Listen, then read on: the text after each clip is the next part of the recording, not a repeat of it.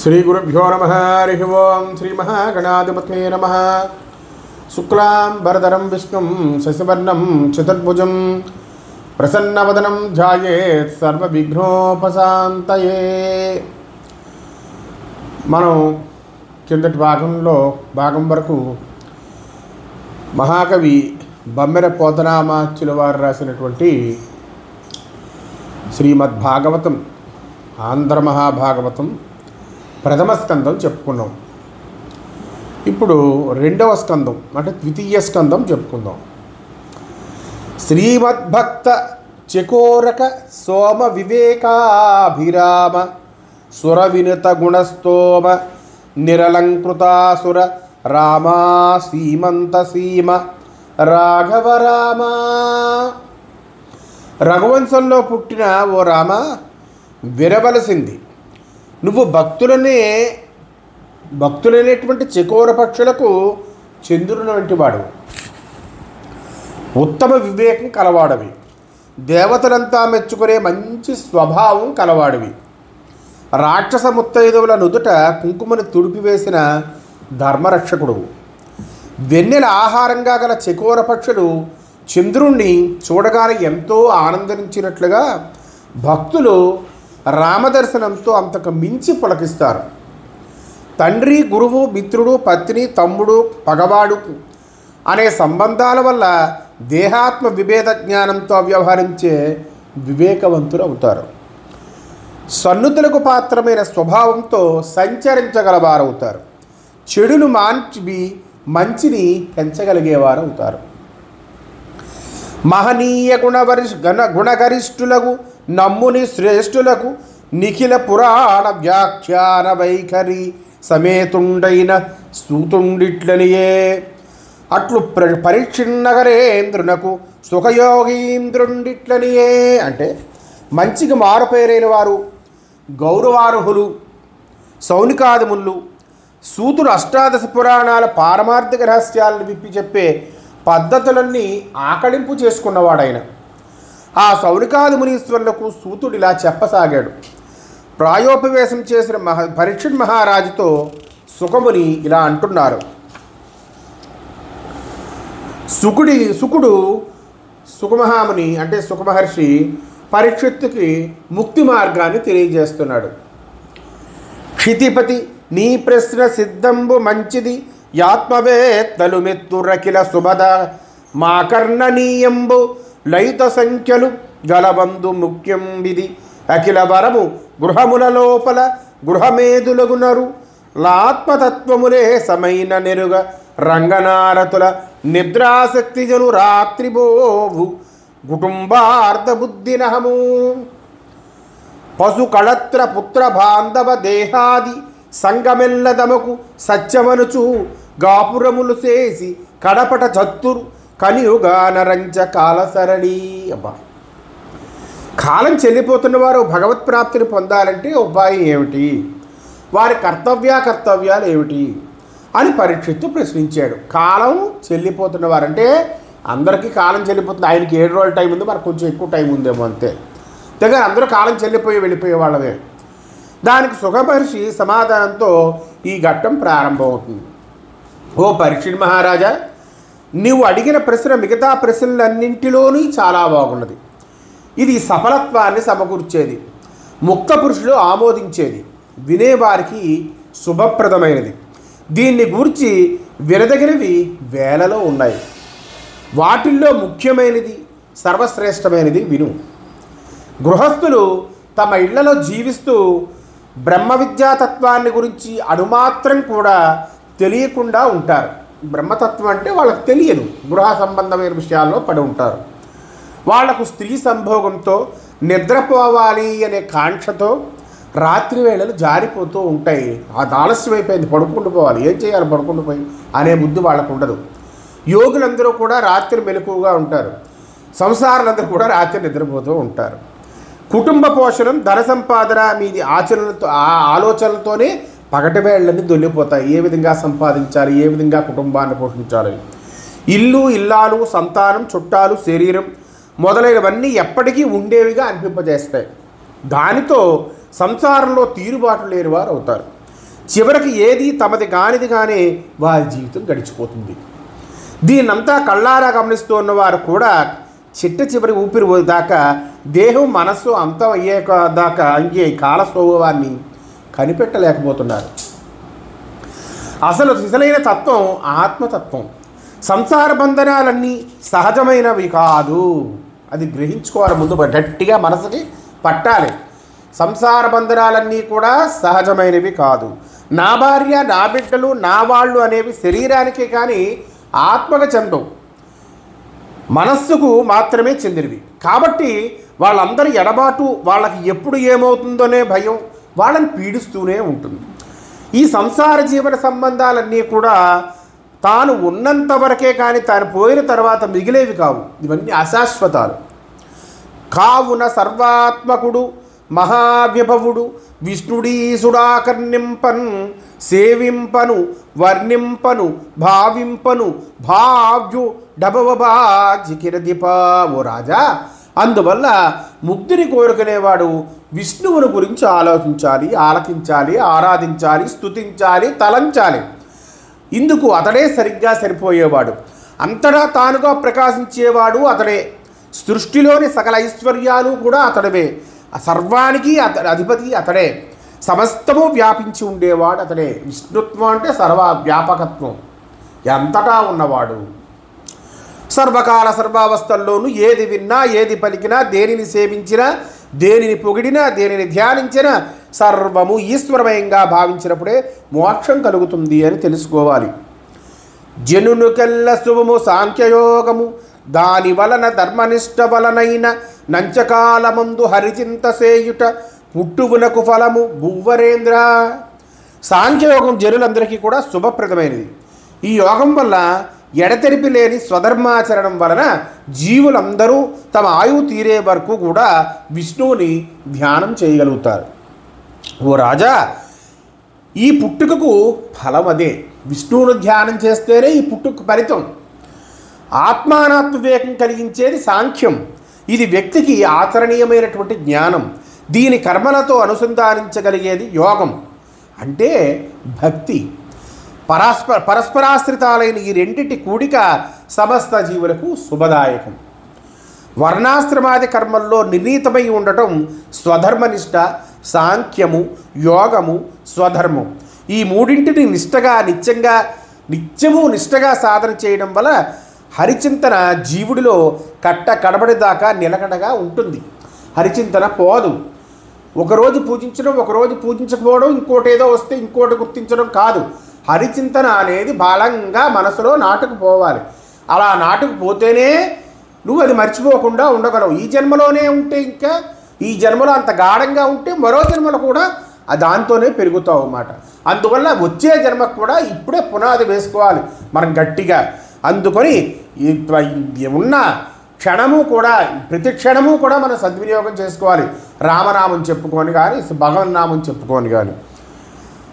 అరసి నిర్గుణ బ్రహ్మంబునాశ్రయించి విధి నిషేధ నివృత్తి సద్విమలమతులు సేయుచుందురు హరిగుణ చింతనములు మానసంబుల నేపృద్దు మానవేంద్ర. పరిశుద్ధమైన మంచి భావన గల మహాత్ములు ఇదంతా చాలా నిదానంగా యోచించి చూసి నిర్గుణ బ్రహ్మాన్ని ఆశ్రయిస్తారు. అంటే సగుణంగా వాళ్ళు పూజ చేసినట్టుగా కనిపించరు. నిర్గుణోపాసన చేస్తారు. చేయదగిన వాటికి, చేయదగని వాటికి అతీతంగా ఉంటారు.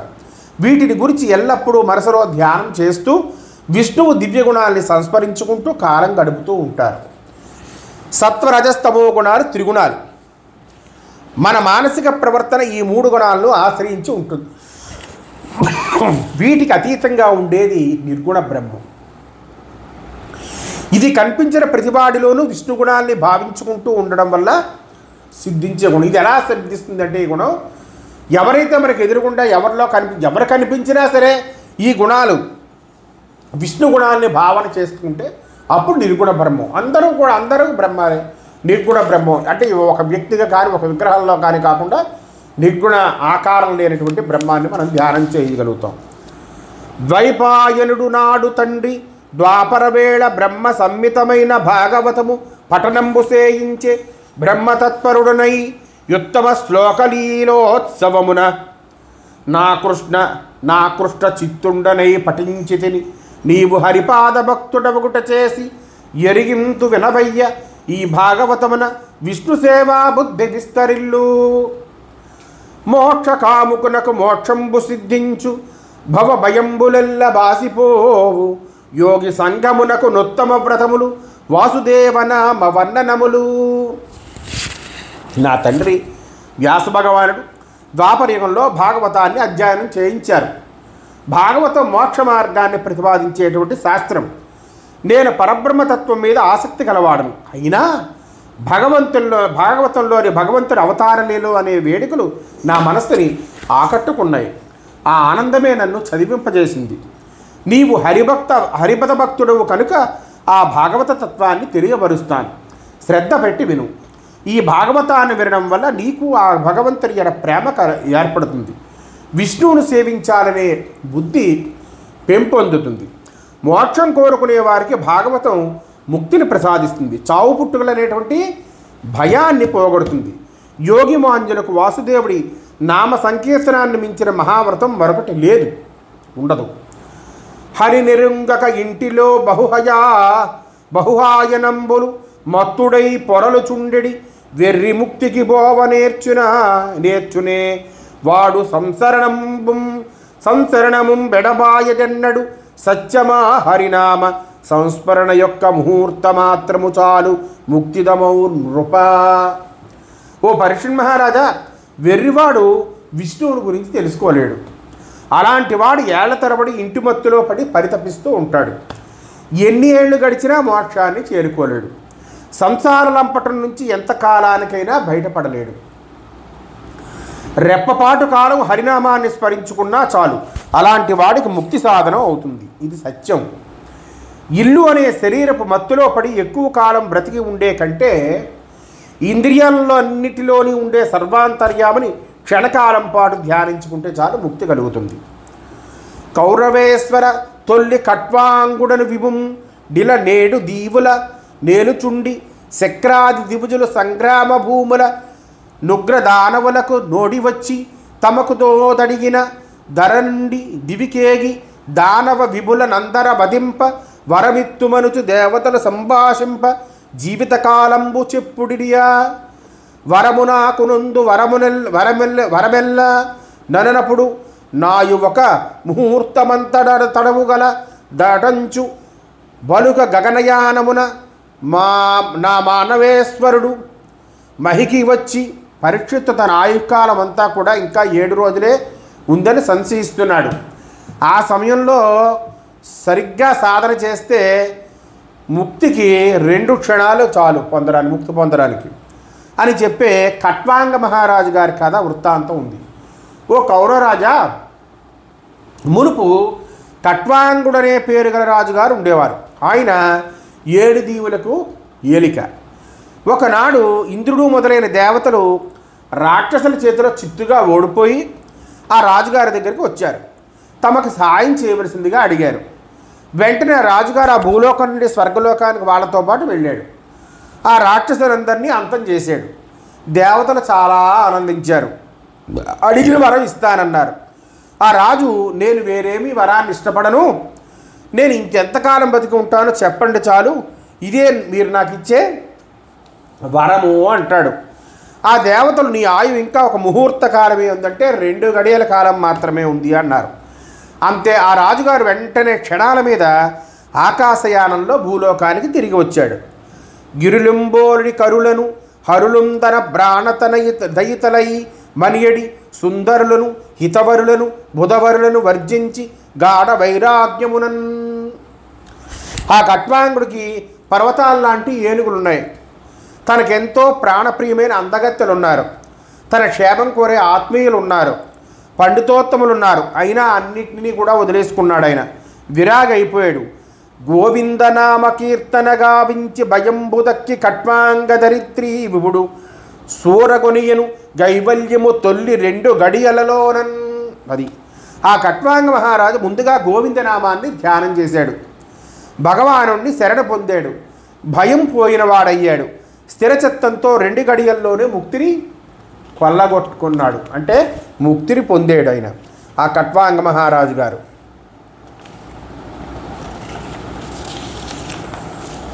ఇంద్రియాలు, బుద్ధి, శరీరం అనే వాటిని పాలించేవారు దేవతలు. కామక్రోధ అహంకారాదులు రాక్షసులు. జీవుడు తోడుగా వాటిని అణిచివేస్తారు. జీవుడు శరీరం నశించేది అని గ్రహించుకుంటాడు. సర్వం వదిలేసి సర్వాంతర్యామిని భావించి కీర్తిస్తాడు. ఇలాంటి మహాభావన కలగడానికి క్షణకాలం చాలు అనే తెలిపే కథ ఇది. ఓ రాజా, ఆలకించు. 7 రోజులు దాటిన తర్వాత కానీ నీకు ఆయువు తీరదు. అంత లోపల నీవు పారమార్థిక చింతనాపరుడవై జీవించినట్లయితే మోక్షపదమును పొందే వీలుంది. చావు పొంచి ఉంది అనగానే దానికి నువ్వు బెదరకూడదు. శరీరధారి, ఒళ్ళు, పిల్లలు, ఇల్లాలు అనే వలపల మద్ది చెట్టును, నిష్కామం, కోరికలేమి అనే కత్తి చేత వేళ్లతో సైతంగా మొదలు వెంట ఊడబెరకాలి.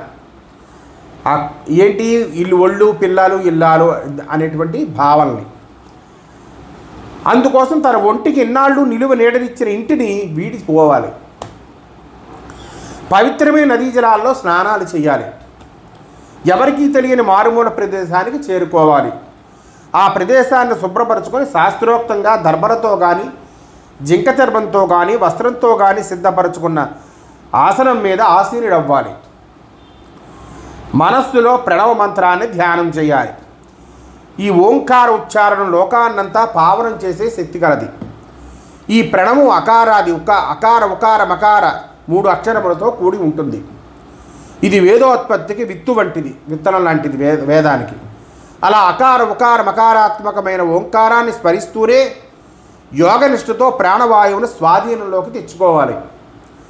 శబ్దస్పర్శ రూప రసగంధాలనే విషయాల వెంట ఉరకలు వేసే ఇంద్రియాలని పట్టి నడిపించి రథసారథిగా బుద్ధిని మార్చుకోవాలి.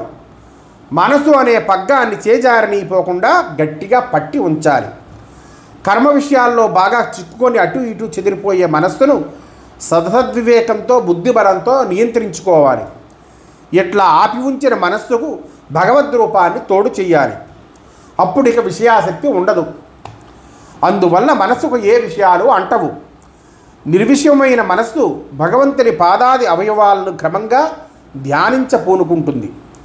రజోగుణ తమోగుణాల చేత ఆకర్షితమై కామవాంఛనకు మనస్సును నిరోధించి ఆ రజస్తమో గుణాల వల్ల కలిగిన మలిన పదార్థములు, అంటే ఆ మలిన పదార్థం అంటే పాపచింతనలు, రజోగుణం వల్ల కానీ తమోగుణం వల్ల కానీ పాపజనితమైన బుద్ధులు కలుగుతాయి. ఆ పాపచిత్తమైన బుద్ధుల్ని ధారణాధీనత మూలాన్గా పోగొట్టుకోవాలి. అలా మనస్సు పరిశుద్ధమవుతుంది. ఆ దేహి ఉన్నతమైన విష్ణుపదాన్ని చేరుకుంటాడు. ధారణా నియమం సిద్ధించిన వాడు సుఖమయమైన విషయాన్ని అనుభవించగలుగుతాడు. అలాంటి యోగి పుంగవుడు భక్తే లక్షణంగా గల యోగాన్ని ఆశ్రయించడం వల్ల అతనికి మోక్షం ఆ క్షణమే ప్రాప్తిస్తుంది అని చెప్పిన సుఖమహర్షితో పరీక్షితుల వారు మళ్ళీ ఇలా చెప్పాడు. ధారణయే క్రియ నిలుచును, ధారణకే రూప మెద్ది ధారణయనగా, ధారణ పురుష మనోమల మేరీతి హరించు నాకు నెరిగింపగదే. మునివర్య, అసలు ధారణ అంటే ఏమిటి? ఎలాంటి సాధనతో అది నిలబడుతుంది? దాని స్వరూపం ఎలా ఉంటుంది? అది పురుషుల మానసిక మాలిన్యాన్ని ఎలా రూపుమాపగలుగుతుంది? దయచేసి ఈ విషయాలన్నింటినీ నా కోసం విపులంగా చెప్పండి స్వామి అన్నారు. అప్పుడు సన్యాసుల్లో మేటి అయిన సుఖముని ఈ ప్రశ్నలన్నిటినీ సావధానంగా విన్నాడు. రాజుగారితో ఇలా చెప్తున్నారు. పవనములు జయించి పరిహృత సంగుడై ఇంద్రియముల గర్వమెల్లమాపి హరి విశాల రూపమందు చిత్తము చేర్చి నిలుపవలయు బుద్ధి నెరపి బుధుడు.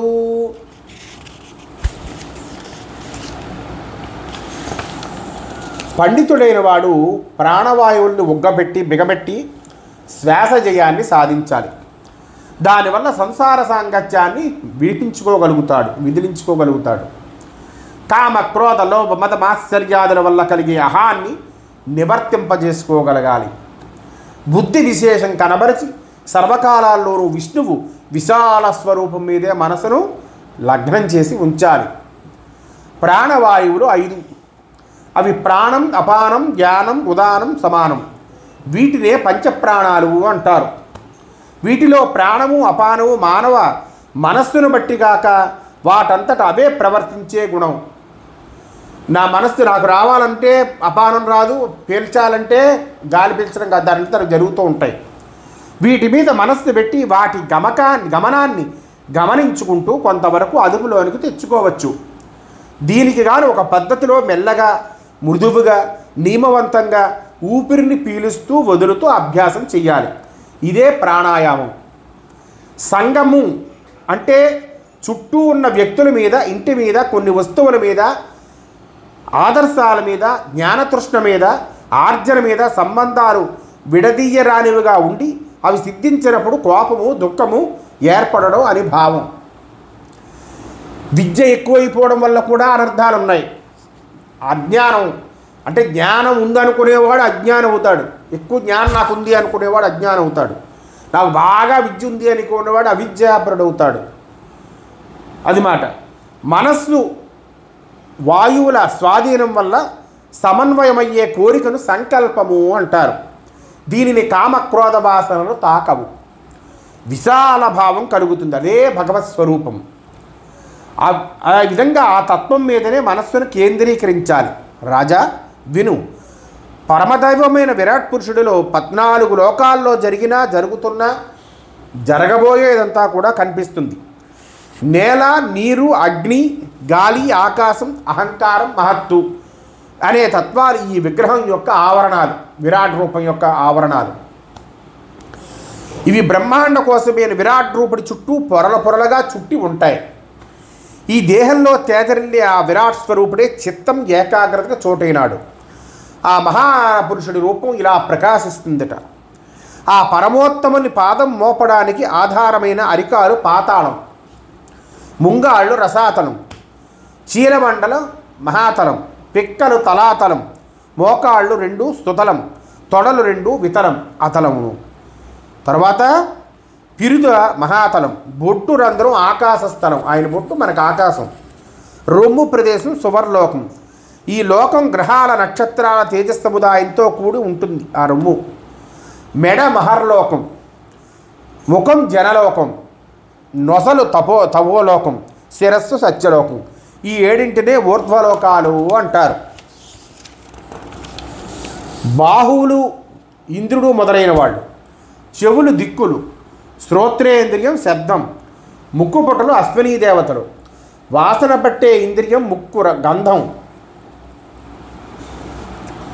నోరు అగ్నిహోత్రుడు, కళ్ళు అంతరిక్షం, చూసే ఇంద్రియం మాట కన్ను ఇంద్రుడు, కనురెప్పలు రేయి పగళ్ళు, కనుబొమ్మలు బ్రహ్మపదం, తాలువులు అంగిట్లోని 2 భాగాలు, జలాలకు అధిష్టాన దేవత అయిన వరుణుడు, నాలుక అనే ఇంద్రియం రుచి అంటే రసం మాట, రసం రుచి, మాటలు 4 వేదాలు, కోరలు యముడు, దంతాలు పుత్రాదుల మీద ఉండే ప్రేమ అంశాలు, నవ్వులు మాయలు, ఆయన నవ్వు మాయ, అంతూ పొంతూ లేని పుట్టుకల పరంపర కడగంటి చూపు, పై పెదవి సిగ్గు, కింద పెదవి ఆశ, రొమ్ములు ధర్మ మార్గాలు, వీపు అధర్మం, పురుషాంగం సృష్టికర్త, అండకోశాలు మిత్రావరణులు, కడుపు సముద్రాలు, ఎముకలు కొండలు, నాడీ మండలం నదులు, రోమాలు అంటే ఒంటి మీద ఉన్నటువంటి వెంట్రుకలు చెట్లు, నిట్టూర్పులు వాయువులు, వయస్సు ఆపులేని కాలం, లీలా వినోదాలు, అనేక రకాలైన ప్రాణికోటి యొక్క సంసారగతులు, తల వెంట్రుకలు మబ్బులు, కట్టుబట్టలు సంధ్యలు. విజ్ఞాన శక్తి గల హృదయం ప్రధానతత్వం, సర్వ వికారాలకు ఆశ్రయమైన మనస్సు చంద్రుడు, అహంకారమే రుద్రుడు, గోళ్ళు గుర్రాలు, గాడిదలు ఒంటెలు ఏనుగులు, నడుము ప్రదేశం పశువులు మృగాదులు, మాటల నేర్పులు పక్షులు, బుద్ధి స్వయంభవ మనువు, నివాసం పురుషుడు, షడ్జాతి స్వరాలు గంధర్వులు, సారీగామ పాదాని సారీగామ పాదాని, విద్యాధరులు సిద్ధులు చారణులు వీళ్ళందరూ, ప్రహ్లాదులు స్మృతి, వీర్యం దైత్యులు, దానవుల సమూహం. ఆ విరాట్ పురుషుడి ముఖం బ్రాహ్మణులు, బాహువులు క్షత్రియులు, తొడలు వైశ్యులు, పాదాలు శూద్రులు, నామాలు వసువులు, రుద్రులు మొదలైన నానా విధాల దేవతల పేర్లు, ద్రవ్యాలు, హవిర్భాగాలు, కర్మలు, యజ్ఞ ప్రయోగాలు, ఇలాంటి సర్వమయుడైన విరాట్ పురుషుడి విగ్రహంతో మోక్షగామి అంటే ముముక్షువు తన మనస్సును సంధానించాలి. హరిమయము విశ్వమంతయు హరి విశ్వమయుండు సంశయము పని లేదా, హరిమయము గాని ద్రవ్యము పరమాణువు లేదు వంశపావన వింటే. పవిత్రమైన వంశక్రమం గల ఓ రాజా, సమస్తము విష్ణుమయమే. హరి సర్వం ఆవరించి ఉన్నాడు అనడంలో ఏ సందేహము లేదు. విష్ణుమయం కాని వస్తువు ఈ ప్రపంచంలో అంతటిలో ఒక సూక్ష్మ కణమంతా కూడా లేదు. సర్వం విష్ణుమయం అనే భావనే ముక్తికి సోపానం. కలలోన జీవుండు కౌతూహలమున్బున బెక్కు దేహంబుల వేరు వడసి ఇంద్రియంబుల వెంట నెల్ల వృత్తంబులు నీక్షించి మరి తన్ను నెరుగు కరణి నకిలాంతరాత్మకుడగు పరమేశ్వరుడకిల జీవుల హృదయముల నుండి బుద్ధి వృత్తుల నెల్ల బోద్ధయై వీక్షించు వద్దుండుగాడు ప్రాభౌము వలన సచ్చుడానంద బహుళ జ్ఞానమూర్తి యతని సేవింపరుగుగాక యస్య సేవ గలుగు నేరవు గైవల్య గౌరవములు పాయడెన్నడు సంసార బంధమదిపా. ఓ రాజా, జీవుడు కలలో చాలా కుతూహలంగా ఎన్నో శరీరాలు దాలుస్తూ ఉంటాడు.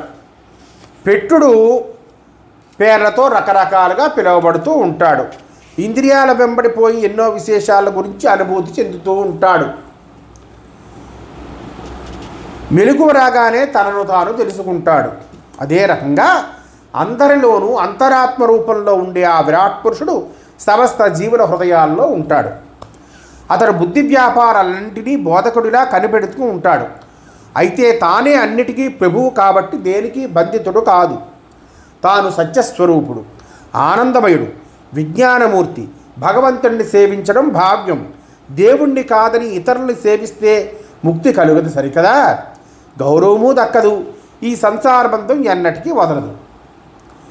బహువర్షంబులు బ్రహ్మతొల్లి జగముత్పాదింప విన్నాణి గాక హరిప్రార్థన ధారణ వసమునంగాదే యమూఢోల్లసన్మహాని యోజ్వల బుద్ధి అయి భువన నిర్మాణ ప్రభావంబునన్ విహరించన్ నరనాథ జంతు నివహావిర్భావ నిర్ణేతయై. ఓ రాజా, వెనుకటికి బ్రహ్మ ఎన్నో ఏళ్లుగా ప్రయత్నించిన ఈ లోకాన్ని సృష్టించే విజ్ఞానవంతుడు కాలేదు. స్థిరమైన ఏకాగ్రమైన మనస్సుతో అప్పుడు హరిని వేడుకున్నాడు. శ్రీహరి అనుగ్రహం వల్ల గొప్పది, మూఢత్వం కానిది, ఉల్లాసకరమైనది అయిన బుద్ధిని పొందగలిగాడు. 14 లోకాల నిర్మాణ శక్తిని పొందాడు. ముందుగా జంతు జీవ సముదాయాన్ని పుట్టించాలని నిర్ణయించుకున్నాడు. తాను తలచే పదార్థ స్వరూపాన్ని సాక్షాత్కరింపజేసుకొని తనను తాను విస్మరింపజేసేదే ధారణ. ఇది భగవంతుని ఎడ సాగితే యోగ సాధన అవుతుంది. అన్య విషయాల్లో జరిగితే సంసార బంధం అవుతుంది. అది భగవంతుని యొక్క మన ప్రయత్నాలన్నీ అంటాం కదా, అది భగవంతుని విషయంలో చేస్తే సాధన అవుతుంది. ఇతర విషయాల్లో చేస్తే సంసార బంధాలు అవుతాయి. మందబుద్ధులు ఎందుకు కొనగానే స్వర్గాది సుఖాలనే కోరుకుంటారు. శబ్దరూపమైన వేదం చూపిన బాట వీరికి ఆదర్శం. వీరికి ఆ వేదం ప్రవచించిన కర్మలు, వాటి ఫలాలే ప్రమాణాలు. అందుకని వేదాన్ని బట్టి ఉంటారు వాళ్ళ గురించి వదిలేయాలి. పూర్వపు వాసనతో నిద్రిస్తూనే కలల కన్నట్లుగా మాయతో నిండిన మార్గంలో తిరుగుతూ ఉంటాడే తప్ప అవ్యయమైనటి మోక్షాన్ని గురించి తెలుసుకోలేదు. ఆ కారణంగా తెలివైన వాడు శరీరం నిలుపుకోవడానికి సరిపడే మేరకి అనుభవించగల వాటిని స్వీకరిస్తూ ఉంటాడు. శరీరం ఎంతవరకు నిలబడుతుందో, నిలబడడానికి అవసరమైనటువంటి శక్తి ఎంత కావాలో అవే తీసుకొని ఉంటాడు. అంతేగాక ఆ భోగ్య వస్తువు పేరు చెప్పుకునేంత అతి తక్కువ సారం కలిగిన భోగాల కోసం వెంపర్లాడడు. జీవితం గడపడానికి అవసరమైన వస్తువులు ఏదో రకంగా సిద్ధిస్తూనే ఉంటాయి. అంతేగా వాటి గురించి ప్రత్యేకంగా మనం ప్రయత్నించక్కర్లేదు. ఈ జీవనం వెళ్ళిపోవడానికి ఏది పెట్టాలో అది పెట్టేసాడు భగవంతుడు. వాటి గురించి తపన చెందడం అనేది అనవసరం.